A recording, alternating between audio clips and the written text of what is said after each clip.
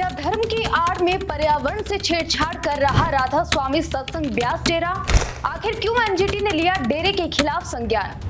कांगड़ा के पारौर में राधा स्वामी सत्संग ब्यास के विस्तार कार्य अब बड़े विवाद में घिर गए हैं।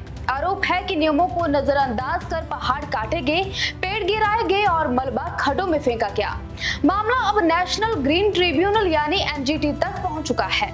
आरोप है कि निर्माण कार्य के दौरान बिना अनुमति पहाड़ों की कटाई की गई और 35 पेड़ों को भी अवैध तरीके से काटा गया। इतना ही नहीं, निर्माण से निकला मलबा ताहल खड्ड और शी नाले में फेंका गया, जिससे पानी के प्राकृतिक बहाव पर असर पड़ने की बात सामने आई है।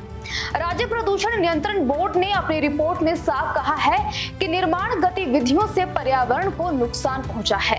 अप्रैल में दोबारा हुए निरीक्षण में भी ये पाया गया कि नालों के किनारे कचरा फेंका गया और वहां बनाई गई सुरक्षा दीवारें तकनीकी तौर पर कमजोर है, जो आने वाले समय में बड़ा खतरा बन सकती है।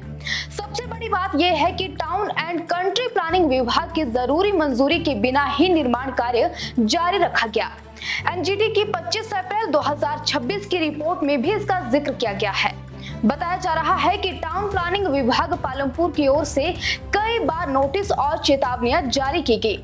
7 अप्रैल को हुए दूसरे निरीक्षण में भी सुरक्षा इंतजाम कमजोर पाए गए थे।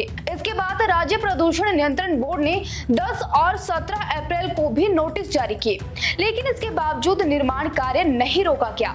अब इस पूरे मामले से आसपास के कई गांवों में खतरा बढ़ने की आशंका जताई जा रही है।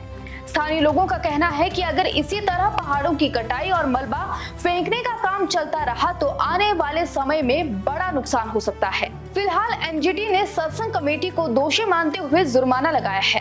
राधा स्वामी सत्संग ब्यास प्रबंधन की ओर से 1 लाख रुपए का जुर्माना भी जमा करवाया गया है और अब मामले में आगे की कार्रवाई जारी है।